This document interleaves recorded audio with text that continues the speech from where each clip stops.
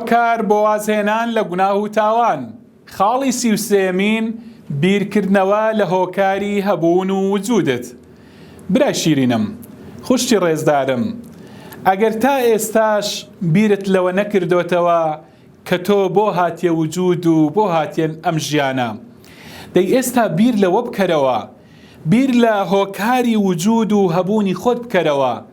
ئەو کاتێک کە تۆ ئامانج دەزانی بۆ هاتیە هەبوون، بۆ هاتیە وجود، بۆ هاتیە ئەم ژیانە، بەڵێ ئەو کاتە هۆکاری وجود و هۆکاری هەبوونی خۆت دەزانی. کاتێک ئامانج دەزانی هۆکاری هەبوونت دەزانی.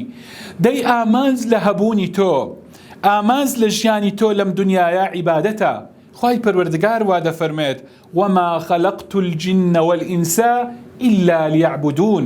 دەفەرمێ من ئینسان و مرۆڤ و جنۆکەم تەنها بۆ عیبادەت و بۆ پەرستشی خۆی، خوای پەروەردگار دەفەرمێ بۆ پەرستشی خۆم هێناونە وجود و خەڵقم کردوون. دەی تۆ بۆ عیبادەت، تۆ بۆ کاری جدی هاتیە وجود، تۆ بۆ ئەوە نەهاتیە وجود، بۆ ئەوە نەهاتیە ئەم ژیانە ڕابوێری، بۆ ئەوەی گاڵتە و گەپ و بە دوای شەهەوات و ئارەزواتی خۆت بکەوی، بەڵکو بۆ عیبادەت هاتووی. ئایا تۆ بەڕێکی بەڕاستی بەم ئامانجە، بەم غایەتە تۆ پێی هەستاوی، تۆ ویستوتە ئەم غایەتە تەحقیق بکەی، ئەم ئامانجەت بینیە جێ یان نا؟ دەی یاخود ژیانی خۆت هەمووی لە ئارەزوو، لە شەهەوات و لە بەڕێکردنی ژیانت بە هەوا و ئارەزوو خەرج کردووە؟